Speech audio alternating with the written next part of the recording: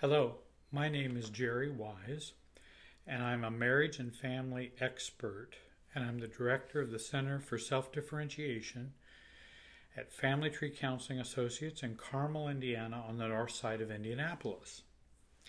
Today, this video is entitled The I Can't Do Anything Right Marriage, or the marriage that it gets stuck in a hypercritical mode. Very negative, very critical. I've worked with hundreds of couples over the years, over my past 35 years, and I've been there helping marriages, helping families, and often couples will come in, they're very stuck in a relationship pattern where spouses do not feel they can do anything right. They feel they don't please their spouse has unrealistic expectations. They also feel very critical of their other spouse, and it becomes very difficult for them to have a warm, caring, or intimate relationship because of this pattern of I can't do anything right marriage. So have you ever been in a marriage or ever been in a relationship where you just felt you couldn't do anything right? It gets very frustrating, and it's not easy to unhook from this pattern. Though it's not easy, it certainly is not impossible. And I wanted to talk to you today about how to begin to unhook from that pattern so that you can find a new way of living in your relationship rather than the old way of hypercriticalness going both ways. Let's take John and Mary. They are married. They've had 3 children, both work, and they're very hypercritical of each other. They've been married for several years. And their marriage has become a fortress marriage where they kind of have these walls around them to protect them from the negative criticism of their spouse. And so they build these walls around them. But of course, one of the things that walls do is walls keep me safe. But the other problem, it keeps them out. So if there's any good that might come from the spouse, that can't come in very easily. And in fact, I've had couples where a spouse actually started to change and they start being kinder or more warm to their spouse, and the spouse won't even believe it, won't even trust it, won't even say, this is, what kind of game are you playing? Because they're so fortress, they couldn't even accept good if it were there. And it's easy to get in that position and get in that stuck place. Now, I realize that over years, it can be hard to believe someone is making a change. I understand that we can mistrust spouses who have always done it a certain way. But once they start to do it a new way, it's not like we embrace that. We actually are often many times turned off by new behaviors because the old patterns seem right to us. We feel no matter what I do, that you're always going to criticize me. No matter what you do, I'm going to find ways to criticize you. That you're never doing it right.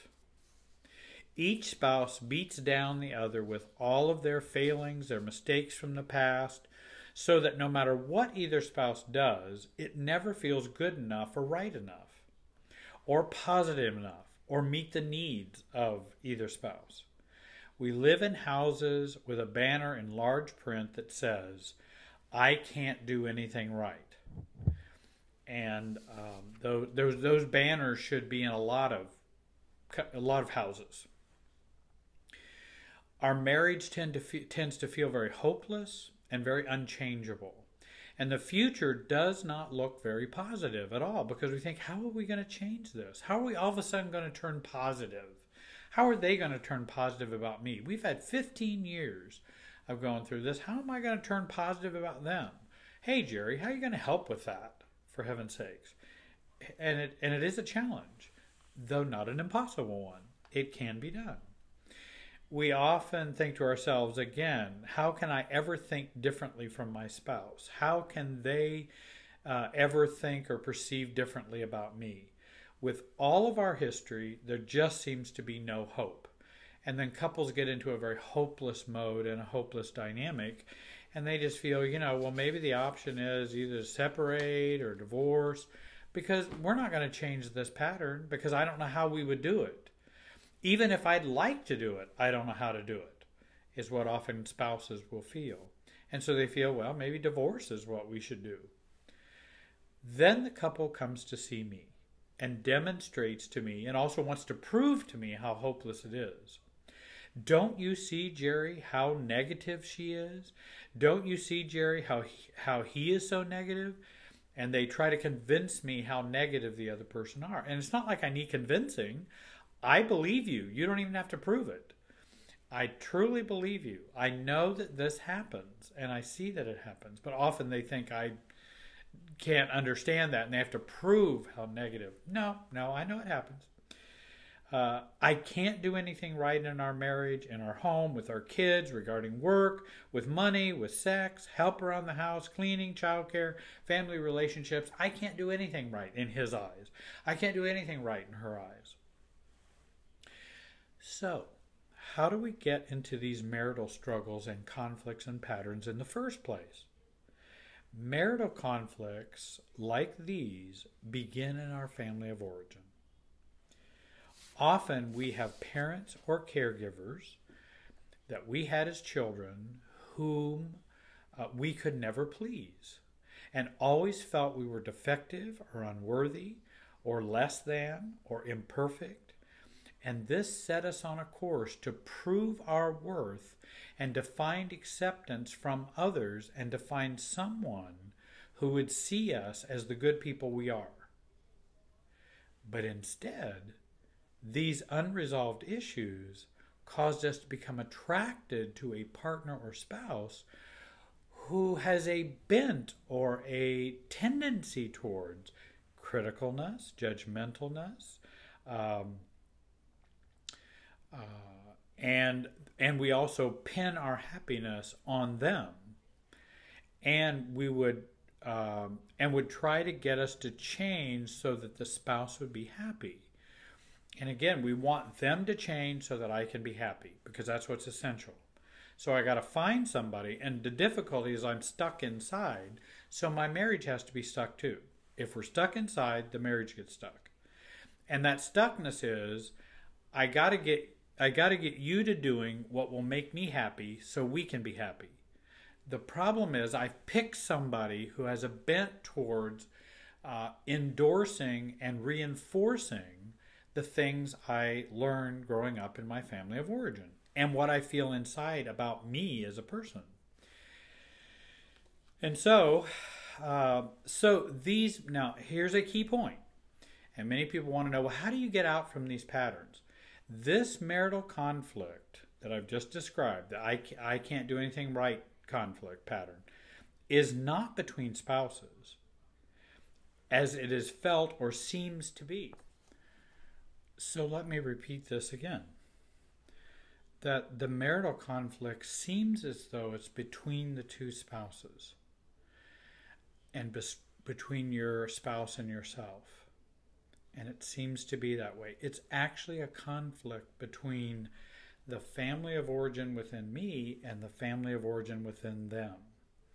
If we zoom back and see a larger view, we can see the larger picture and how it's not us fighting, it is me fighting with my family of origin, with you in the middle.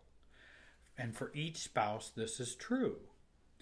And now, does that mean I believe that no spouses are being critical? No, I believe they are being critical. Do I believe that spouses don't say things hurtful and negative? No, I know they're saying things hurtful and negative. I truly know that. I'm trying to help you understand the source of it rather than just dealing with the symptom. We're dealing with the core and the root. That because the symptom is going to be harder to fix. You can change it for a week or two, but then it'll go back to the same thing. That's why I like to go back to a more base core in fixing things.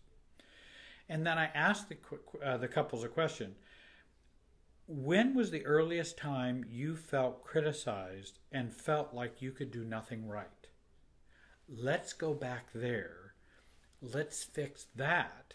Then let's see how that affects your marriage.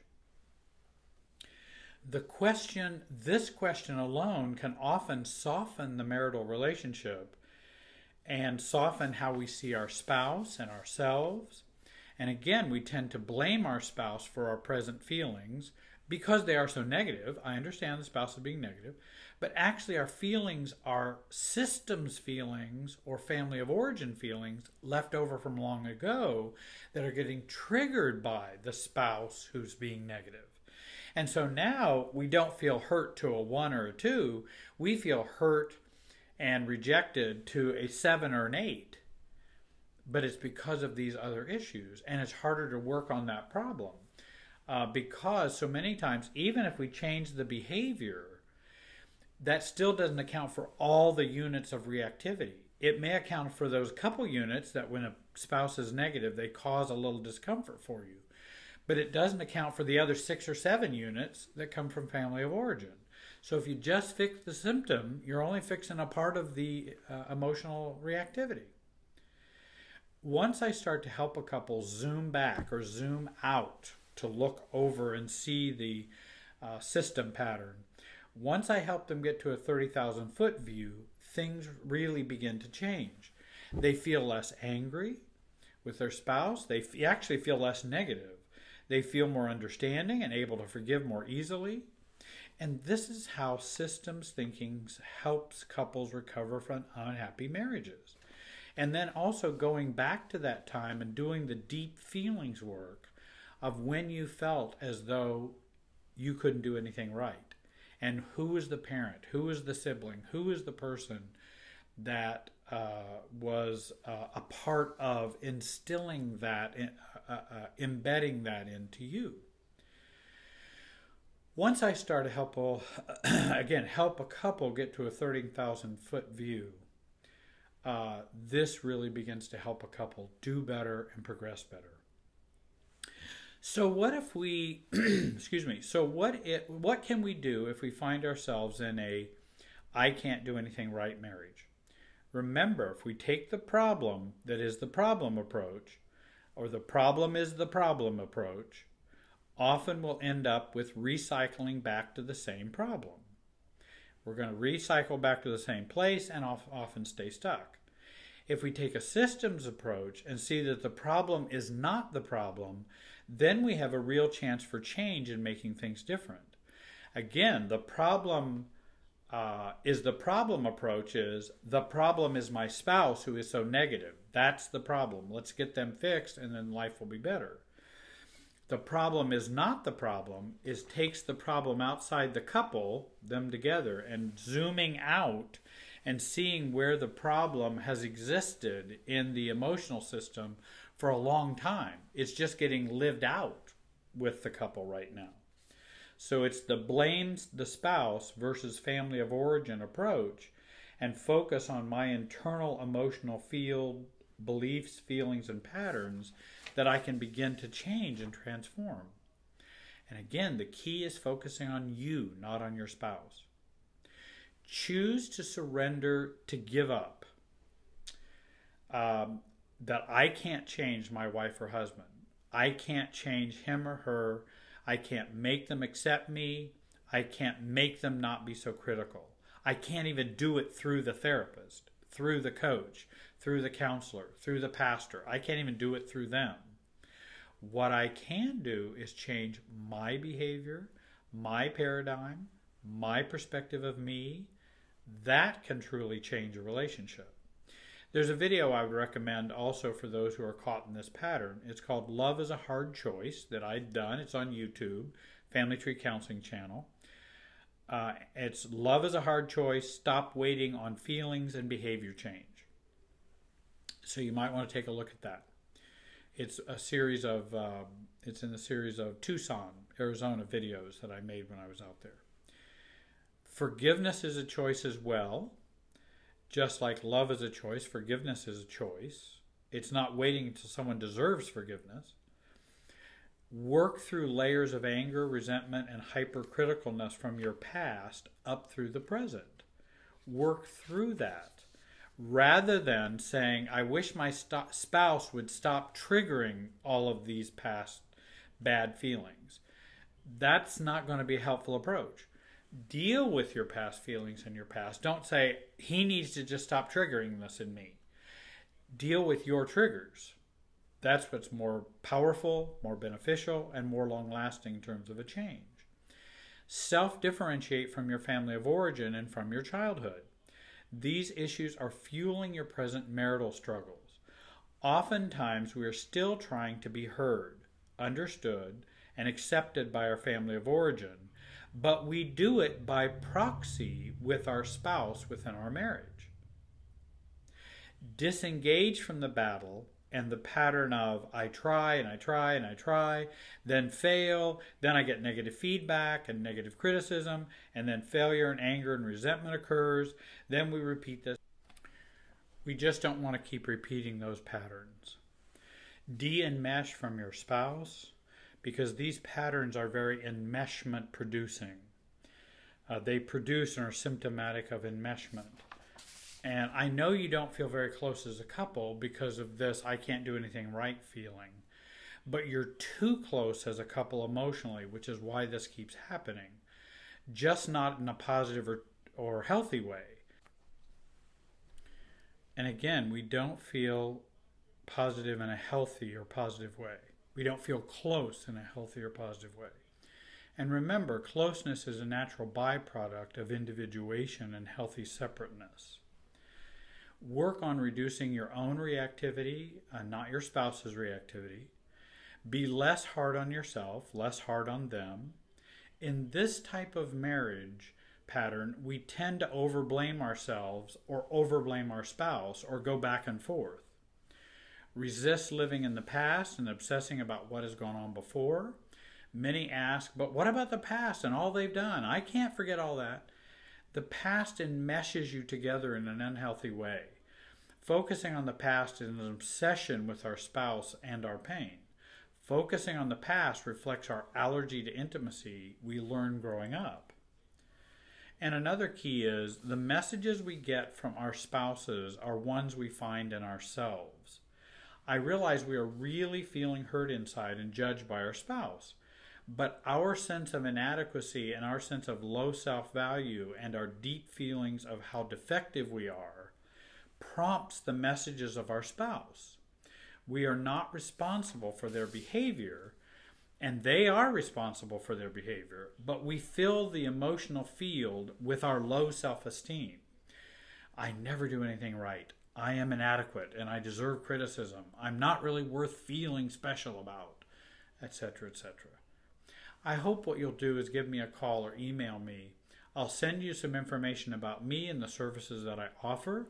My phone number and email address are on the screen. Join Family Tree Counseling Channel Associates YouTube channel to get all of our videos. I offer Skype and FaceTime counseling to almost anywhere in the world. We have clients all over the world. No longer are people stuck with the professionals in their area. You can connect with the best experts now online. I want to thank you very much for watching this video and have a great day.